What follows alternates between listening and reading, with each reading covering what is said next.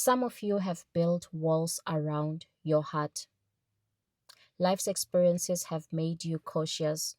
You've learned to appear nonchalant, to seem independent, to seem unbothered, because showing interest in love felt risky, because trusting people has been painful, because your heart has been wounded before. So when people look at you, they see focus, strength, independence. They see someone who seems too busy to want love. Maybe, yes, you are single, raising children, and fully devoted to them. Some of you, you are climbing the ladder at work, pouring everything into your career. While some of you, maybe your academics, your growth, your purpose has made it seem like you have no space for anyone else. And because of this, some people don't even try. They don't reach out. They don't confess. They don't send that DM. They think you are not available, not interested, not approachable. But God is saying He is sending someone who sees beyond the surface, someone who will look past your independence and your focus, someone who will see your heart, someone who will pursue you boldly, someone who will recognize your value, love you deeply, and not be scared off by your strength. Just like Boaz loved Ruth, even before she fully responded, God is orchestrating this relationship. And just like Naomi guided Ruth to act in a way that allowed Boaz to pursue her freely, God will give you instructions so this person can express their love. 1. Nonchalance can be protective. So Ruth chapter 2 verse 2 to 3 says, So Ruth the Moabite said to Naomi, Let me go to the fields and pick up the leftover grain behind anyone in whose eyes I find favor. And she went and came and gleaned in the field after the reapers. So Ruth appeared cautious, focused on provision and survival.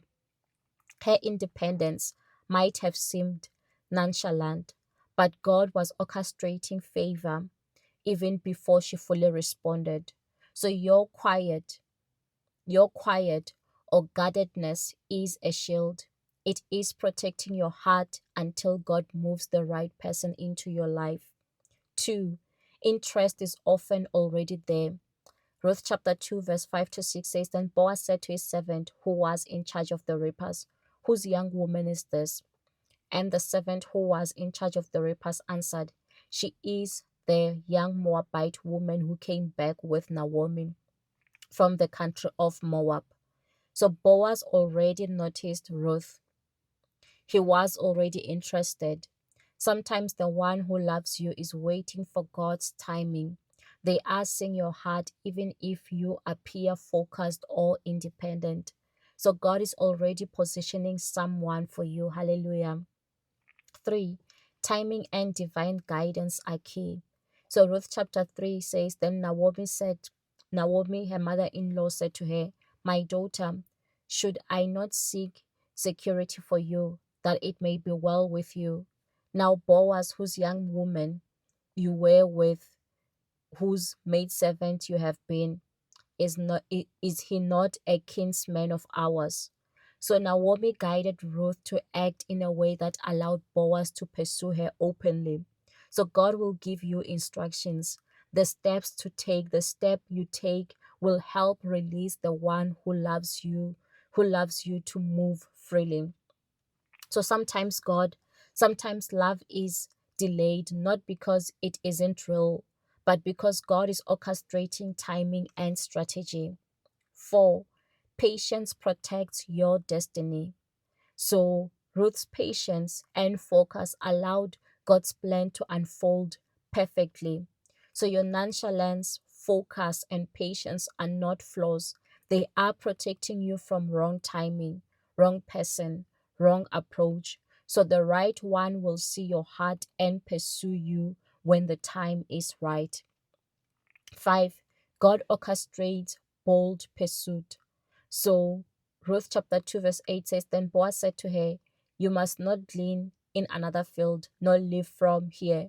but keep close to my young woman.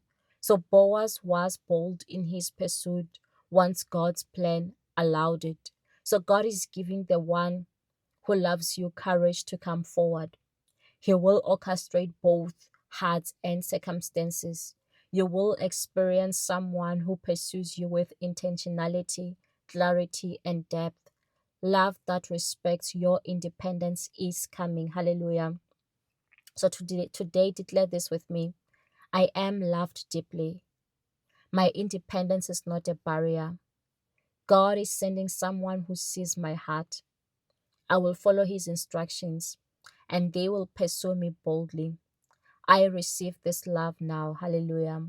So even if your heart has been cautious, even if your focus made others think you don't need anyone, God is saying, someone loves you so much, and soon, with his guidance, they will pursue you freely, and your heart will be open to receive them.